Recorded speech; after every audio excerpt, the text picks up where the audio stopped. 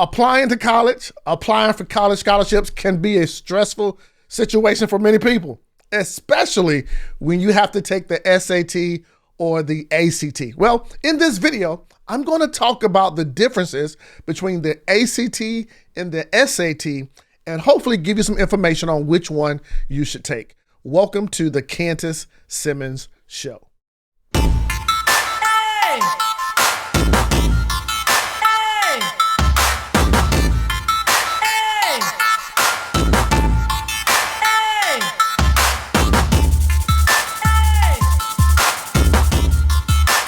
Yes, welcome to the Kantis Simmons Show. Hopefully you are finding this video. Hopefully it's a great day for you. Hopefully you have started this amazing year feeling hopeful, feeling grateful, and looking forward to an amazing 2022. So I want to answer a question today, a question that I got from some friends of mine, and whether you should take the SAT or the ACT. Now, I know this is the time of year where many people are looking to apply for college, looking to apply for scholarships, and one of the requirements is those standardized tests, right? The ACT or the SAT. And my good friends the other morning, the Watts family out of Texas, good friends of mine, I call them my light-skinned friends. They asked me, they have a son who is, I think he's a junior now. They have another son, I think he's a freshman, and another son, I think he's in 6th grade. And they say, hey, Kantis, when is the best time to prepare for college? How can I find the money? How can I, prepare for the test? And so in this video, I want to answer that for them as well as for you. Also, I want to let you know that this coming Saturday, January 8th, I'm hosting something called Scholarship Secrets Revealed Workshop. Yes, Scholarship Secrets Revealed Workshop. And if you go over to Scholarship Secrets Workshop, you're going to see there where I'm having a all-out training to help students and parents find the money they need for college. All right. So if you go over to scholarshipsecretsworkshop.com, I'll put that in the description there, pop it on the screen there. But scholarshipsecretsworkshop.com, I'll be breaking down everything that you need to get money from the government, money from other people, and even how to use your money to fund your college education. Now, if you've ever heard my story, I've earned 3 college degrees, didn't pay a single penny to do so, and I did them all on scholarships. And guess what? My parents thanked me. And your parents will thank you too. Parents, if you want to, go ahead and go over to scholarshipsecretsworkshop.com to come up with a plan. I think one of the big reasons that students don't go to college or parents don't or adults don't finish their degree is because of money.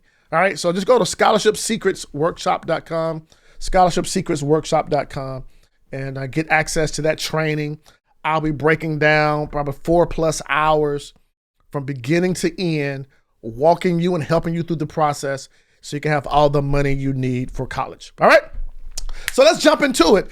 Should you take the SAT or the SAT or the ACT? Now, one of the things I want you to realize is that the SAT and the ACT, it is a standardized test to help colleges see if you are prepared for their school and their curriculum.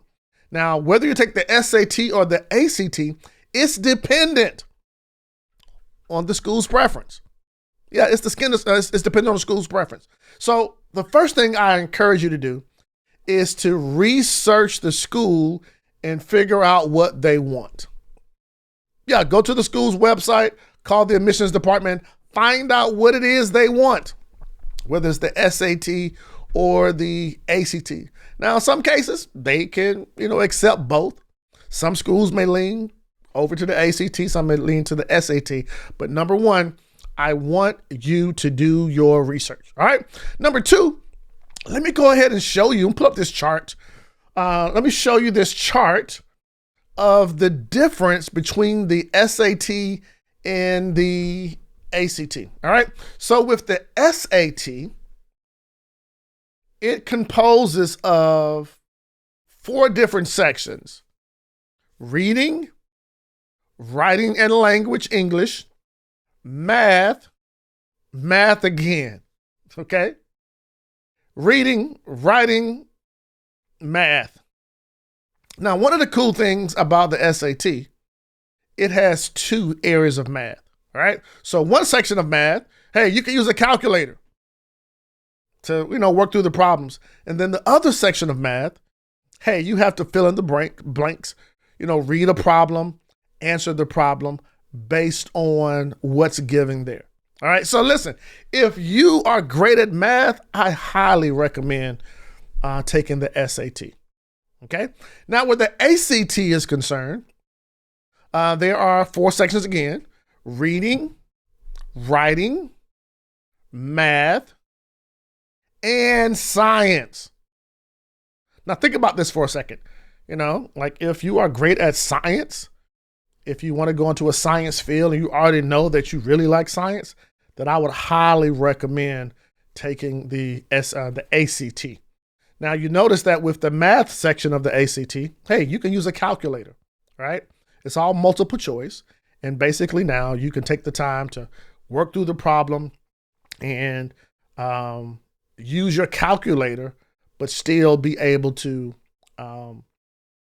test on the math. The biggest difference there is that they have the science portion. Okay. Now, one of the other things you may notice in the past, the SAT, they had an essay option, right? Meaning you would write a little small essay based on based on the question, write an essay. I believe now they have weaved that out, right? But the ACT, you still have the option to also do an essay. Okay. So let me go over the scoring, how this thing looks. So if you look at scoring here, one of the things that I want you to easily notice is how the SAT is laid out. Okay. So number 1, the SAT is the total score between 400 and 1600. People say, hey, I got a 1600 on SAT. And I'm like, okay, I didn't get a 1600. Did okay, right? But there are 2 sections. It's based on the composite score or based on the total from these 2 sections. Number 1, the reading section and the writing section. Okay. And then the total between the 2 math sections in the SAT. So we take the total of the math section, take the total of the reading and writing section, and that now goes into the total SAT score. Now, with the ACT score, it is the average of the English, math, reading, and science scores. So whatever you score on the English, math, reading, and science, guess what? It's going to be the average of that now, and that is the average of those 4 sections. Another thing that you want to consider where taking the SAT or ACT is this. If you look back at it, the SAT has actually more, there's more time to answer questions, right? There's more time to answer questions. Look at the reading section there. 75 seconds, on average per question. 48 seconds per question. 87 seconds to answer a question. 75 seconds to answer a question compared to the ACT, right? So if you are a person and you feel like, wow, I need more time to take this test, then maybe the SAT is better suited for you. All right. So let me give you a few things here. If you're taking notes, I'll give you a few things to consider on 4 reasons I recommend you should take the SAT. Number 1, I recommend taking the SAT if you are confident in your math abilities. The simple fact that the SAT has 2 math sections, if you're strong in math, I highly encourage for you to take the math. All right. Remember, 1 section is with the calculator. 1 section is without the calculator. It's more so like word problems and coming up with the answers. Number 2, if you need more time, if you need more time to take the test questions, you know your strengths, right? Then I would highly recommend taking the SAT. Number 3, if you're not a fan of science, Like if you don't like science, if science is not a strong suit, I highly recommend that you take the SAT. All right. Then not only that, lastly, the test is required by your school or state. How do you know that? Do the research, go to the school and find out if, they require the SAT. All right. So those are the 4 reasons I recommend to take the SAT. Number 1, you're confident in math. Number 2, you want more time to take your test. Number 3, you're not a fan of science, right? If you're not a fan of science, then, hey, I recommend taking the SAT and find out if it's required by your school or by your state. All right. For the SAT, for the ACT, all right, for the ACT, here are 4 reasons why. Number 1, if you are less confident in your math abilities, I recommend taking the ACT. Again, the math section for the ACT, there's just one section of math, all right? Where in the SAT, there's 2 sections of math, one with the calculator, one without the calculator. Number 2, for the ACT, if you are strong in science, voila, I recommend taking the ACT. Number 3, if you want to compose an essay, then I recommend taking the ACT. The SAT has eliminated the essay option. And number 4, whether you should take the ACT, communicate with your school, with your state, with your college to see if they are, requiring the SAT or ACT. All right. So I shot this video for my dear friends, the Watts. Hopefully I'll make sure they see it. Hopefully this was beneficial to you. Now listen, if you are seriously interested in going to college, I highly recommend that you consider these SAT and ACT. Here's the best way to prepare. Take a lot of practice exams.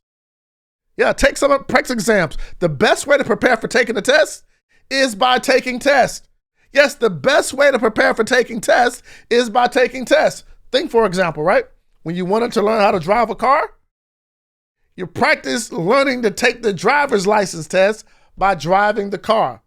Hey, guys that play football on Sunday and Saturday, Monday through Friday, they practice playing football so they can play football. So when it comes to the SAT or the ACT, I highly recommend you take practice exams so you can flow and know how those tests are laid out.